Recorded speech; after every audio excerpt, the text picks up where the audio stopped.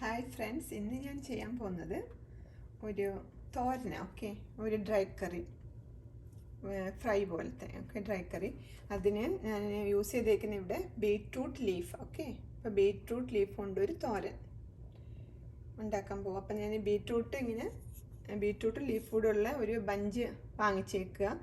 അതിൽ നിന്ന് ഞാനിങ്ങനെ ഈ ബീറ്റ്റൂട്ട് ഇങ്ങനെ മാറ്റിയെടുക്കും. ഇവിടെ വെച്ച് ഇങ്ങനെ കട്ട് ചെയ്തിട്ട് ഈ ലീഫ് മാത്രമാക്കി എടുക്കും. ഓക്കെ, എന്നിട്ട് നമ്മളതൊന്ന് ക്ലീൻ ചെയ്യണം. ഓക്കെ, ചിലപ്പോൾ ഇതിനകത്ത് ഈ അടിക്കൊക്കെ ചിലപ്പോൾ ഒരു മണ്ണ് പോലെ കാണപ്പോൾ ഒന്ന് ക്ലീൻ ചെയ്തിട്ട് ഒന്ന് എവിടെയെങ്കിലും വെച്ചൊന്ന് വെള്ളമൊക്കെ കളഞ്ഞിട്ട് നമുക്കിത് ചെറുതായിട്ട് കട്ട് ചെയ്തെടുക്കാം. അപ്പോൾ ആദ്യം നമ്മളിത് ക്ലീൻ ചെയ്ത് കട്ട് ചെയ്തൊക്കെ എടുക്കും. എന്നിട്ട് ഗ്രൈൻഡ് ചെയ്യാനുള്ള സാധനങ്ങൾ ഇതൊക്കെ. ഓക്കെ, അതിനകത്തൊരു 3/4 കോക്കനട്ട് എടുത്ത് വെച്ചിട്ടുണ്ട്. പിന്നെ കുറച്ച് green chilli and curry leaf ഉണ്ട്.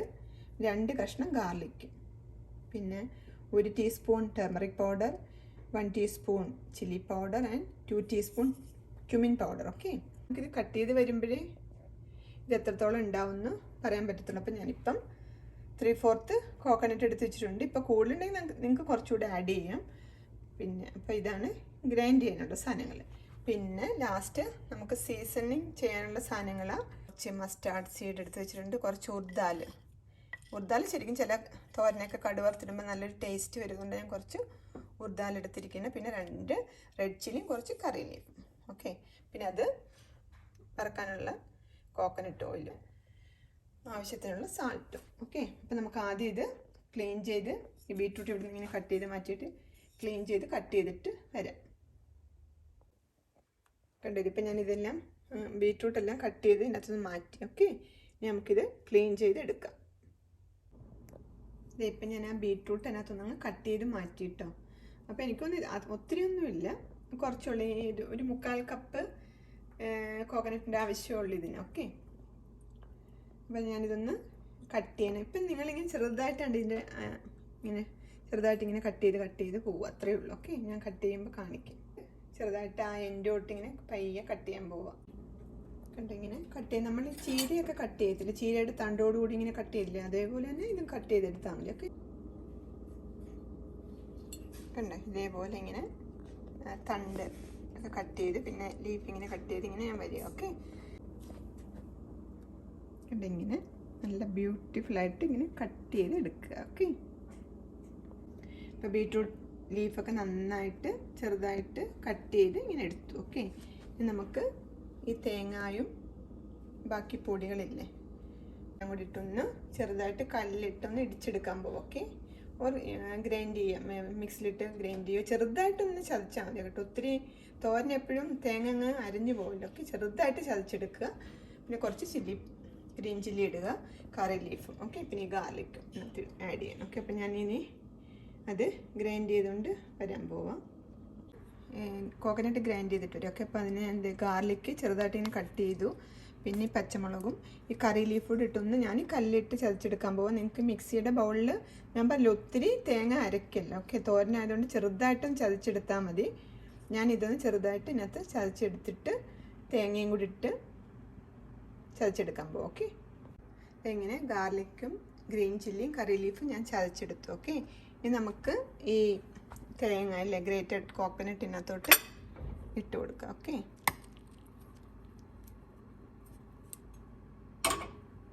ഒന്ന് ചതച്ചെടുത്തിട്ടുണ്ട്. ഇനി നമുക്ക് ബാക്കിയുള്ള പൊടികളില്ലേ, turmeric powder, chilli powder and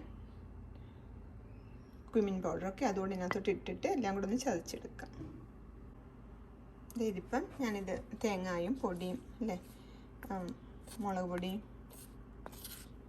മഞ്ഞൾപ്പൊടിയും ക്യുമിൻ പൗഡറൊക്കെ ഇട്ട് എല്ലാം കൂടെ ഒന്ന് ചതച്ചെടുത്തിട്ടുണ്ട്. ഓക്കെ, ഇപ്പം നമുക്കിനിയിപ്പം ഈ ലീഫും ഈ ബീറ്റ്റൂട്ട് ലീഫ് അരിഞ്ഞ് വെച്ചേക്കുന്നതും ഒരു കലത്തിലോട്ട് ഇട്ട് കൊടുക്കാം. ഓക്കെ, അപ്പോൾ ഇനിയിപ്പോൾ ബീറ്റ്റൂട്ട് ലീഫും ഈ ഗ്രൈൻഡ് ചെയ്ത കോക്കനട്ടും എല്ലാം കൂടെ മിക്സ് ചെയ്തിട്ട് നമുക്കൊരു ബൗളിലിട്ടിട്ട് നമുക്കൊന്ന് കുക്ക് ചെയ്യാൻ വെക്കാം. ഓക്കെ, കുക്ക് ചെയ്യാൻ വെച്ചാൽ ഒത്തിരി സമയം വെച്ചാൽ ഓൾറെഡി തിന്നായിട്ടാണ് ഞാൻ അരിഞ്ഞേക്കണേ. ഇതും ഗ്രൈൻഡ് ചെയ്തതാണ്, ഇതും ചെറുതായിട്ട് അരിഞ്ഞ് വെച്ചേക്കണം. അപ്പോൾ നമുക്ക് രണ്ടുകൂടെ ഒന്ന് മിക്സ് ചെയ്തിട്ട് ഒരു കലത്തിലോട്ട് ഇട്ട് കൊടുക്കാം. ഓക്കെ, ഇതിപ്പോൾ ഞാനൊരു കലത്തിലോട്ട് ഇട്ട് കൊടുത്താൽ ലീഫ് അരിഞ്ഞതല്ലേ. ഇനിയിപ്പോൾ നമുക്ക് ആ തേങ്ങയും കൂടി അതിനകത്തോട്ട് ആഡ് ചെയ്ത് കൊടുക്കാം. ഓക്കെ, ഞാൻ ഒട്ടും വെള്ളം ഒഴിച്ചിട്ടില്ല കേട്ടോ, വെള്ളം ഒഴിക്കേണ്ട ആവശ്യമില്ല. ഓക്കെ, തോരനൊന്നും ഉണ്ടാക്കുമ്പോൾ ഒത്തിരി വെള്ളം ഒഴിക്കില്ല, വെള്ളം ഒഴിച്ചാൽ അതിൻ്റെ ഗുണമൊക്കെ പോകും.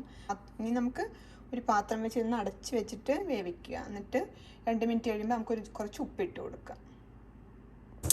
ഞാൻ ഗ്യാസ് ഓൺ ചെയ്തിട്ട് നമുക്കിത്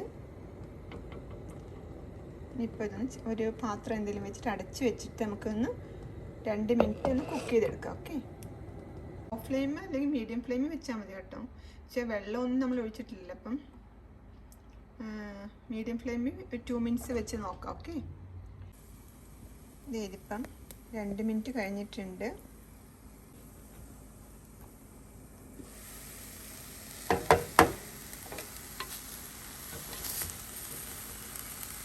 ഉണ്ടോ, ആവിലത് വേവുന്നുണ്ട്, ഒട്ടും ഞാൻ വെള്ളം ഒഴിച്ചിട്ടില്ല കേട്ടോ. ഇനിയിപ്പോൾ നമുക്ക് കുറച്ച് സാൾട്ട് ഇട്ട് കൊടുക്കാം.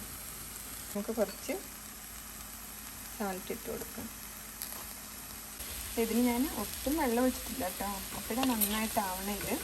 അതുപോലെ ലോ ഫ്ലെയിമിലോട്ട് ഞാൻ തീ മാറ്റിയിട്ടുണ്ട്. ഓക്കെ, മീഡിയം ഫ്ലെയിമിൽ 2 മിനിറ്റ്സ് അടച്ച് വെച്ചു. പക്ഷെ ഞാനിവിടെ നിൽക്കുകയായിരുന്നു. അത് കഴിഞ്ഞപ്പം ഇപ്പം ഞാൻ കുറച്ച് സാൾട്ട് ഇട്ടു.